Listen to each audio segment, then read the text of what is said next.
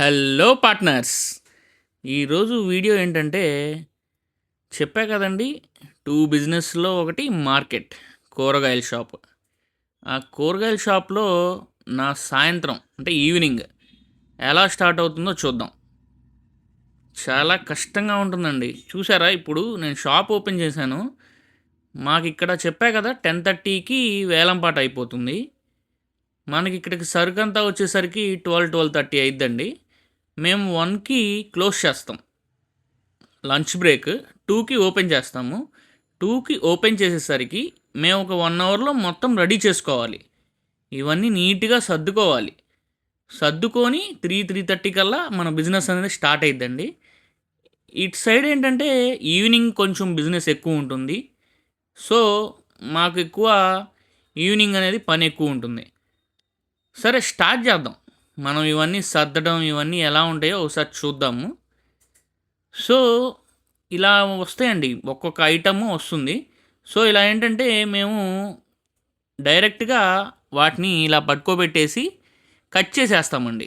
మామూలుగా మీరు మార్కెట్లో చూస్తే ఇలా ఉండదు, కొంచెం సిస్టమ్ వేరుగా ఉంటుంది. వాళ్ళు ఒక సిబ్బులు అంటారు, వాటిల్లో కొన్ని ఫిల్ చేస్తారు. సో మనకు అలా ఉండదండి.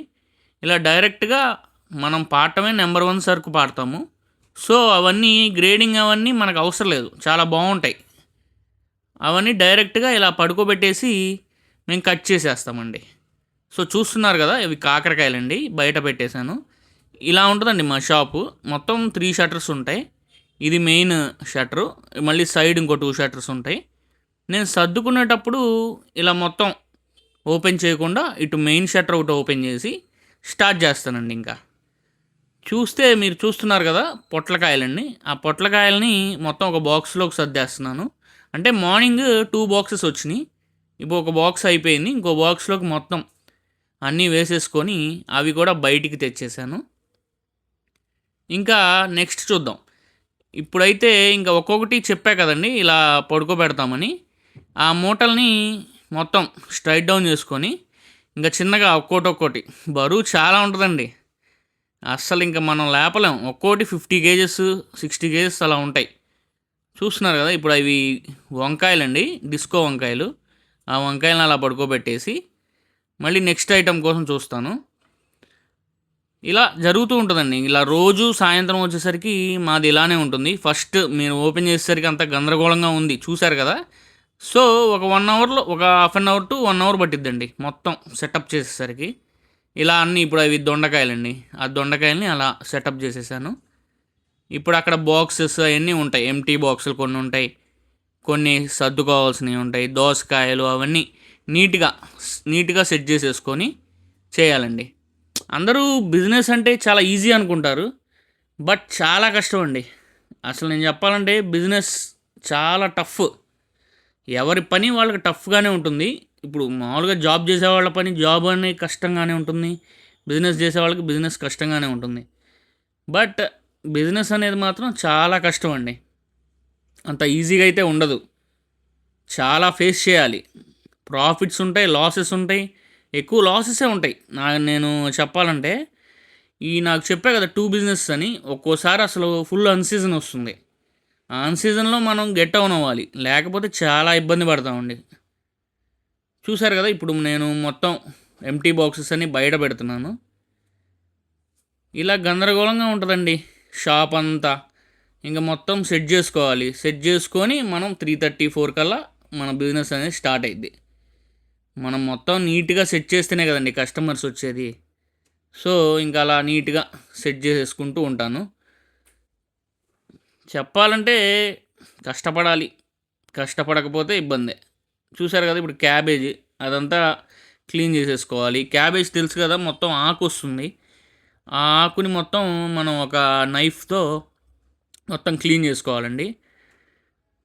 నేను చెప్పా కదా బిజినెస్ అంటే అంత ఈజీ కాదు అని, కానీ అది జోక్ కాదండి, నిజమే.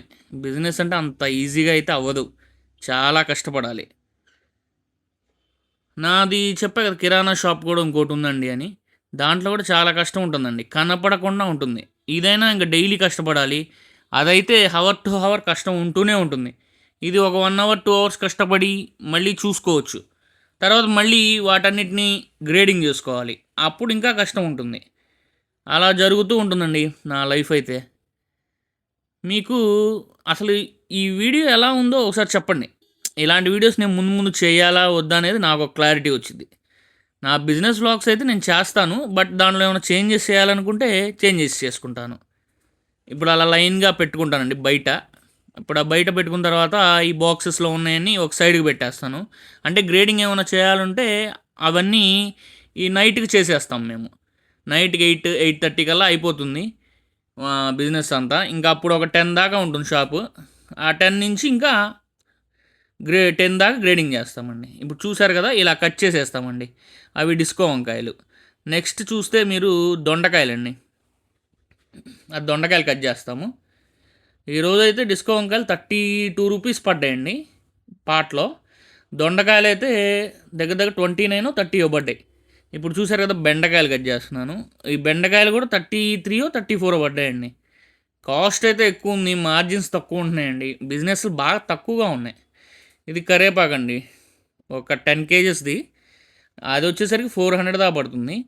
ఇంకా క్లీనింగ్ స్టార్ట్ చేస్తానండి. ఇప్పుడేంటంటే మొత్తం మనం అన్నీ చేసుకున్న తర్వాత క్లీనింగ్ చేయకపోతే కస్టమర్ అట్రాక్షన్ ఉండదు కదండీ. షాప్ అనేది క్లీన్‌గా ఉంటేనే బావుంటుంది.